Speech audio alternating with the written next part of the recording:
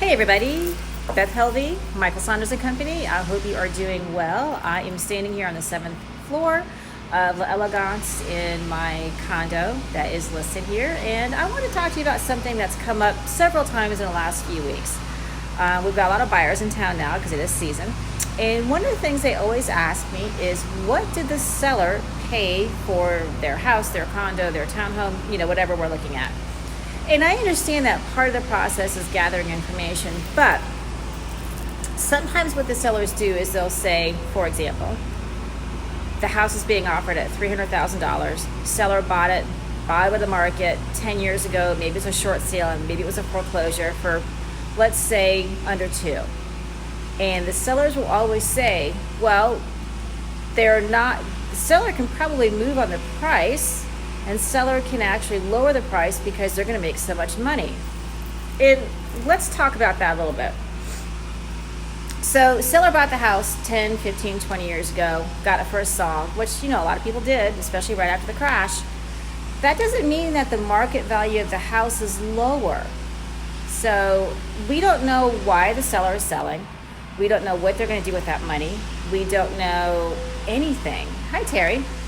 And quite frankly, if seller is going to walk away with $100,000 in their pocket, good for them. That's the whole point.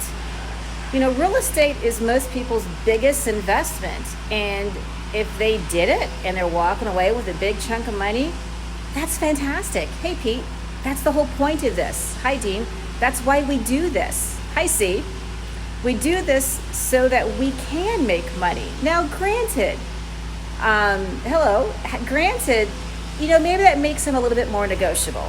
Maybe that means that, we've got a couple $1,000s or whatever to work with.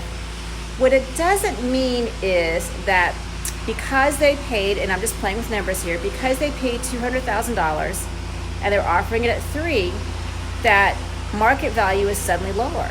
The market value is the market value. Because they have equity means that they have a little bit more room to work with, but not that much room. And quite frankly, it's entirely up to them, hi Will, how much room they're willing to give. Hi Ron, we don't know their circumstances. We don't know that, for example, they don't have a lot of bills to pay.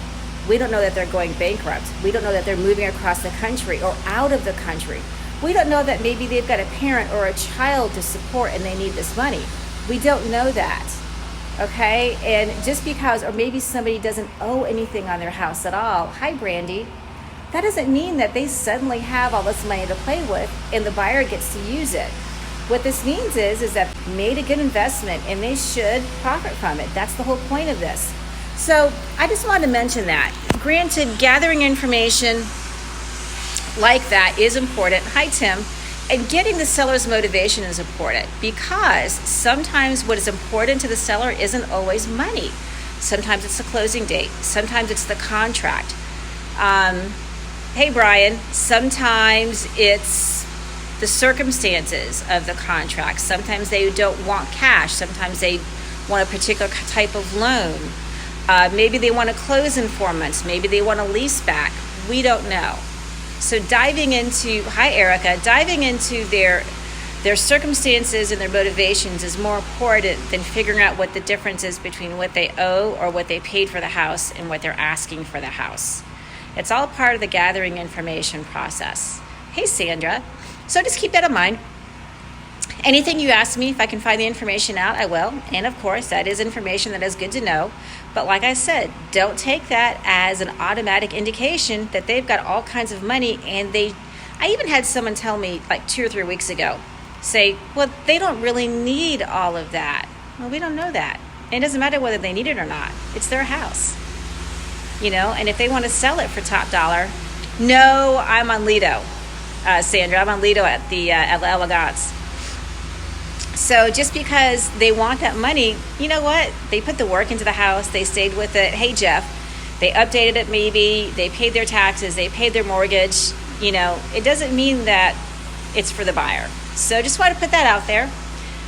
It's more important to find out what the seller needs as far as negotiating and what their intentions are than to find out what they paid for the house or what they owe on the house in comparison to what they are asking for the house. We'll always run comps. We'll always find out what the fair market value is. We'll always work with that, but keep that spread of that amount in mind, because now that we're enough past the crash and people who bought houses right after the crash or during the crash are selling them, we're going to see these differences a lot more. And it's good to keep that in mind, because that's probably why they bought it. So anyways, I'm in L'Elegance. It is a gorgeous day. Take a look behind me at this view. Isn't that awesome? Hey, Thomas. And I hope you guys have a great day. It's beautiful. The beaches are full. If you have a chance, get outside. Wear your sunscreen, drink some water, and I will talk to you tomorrow. Bye, everybody.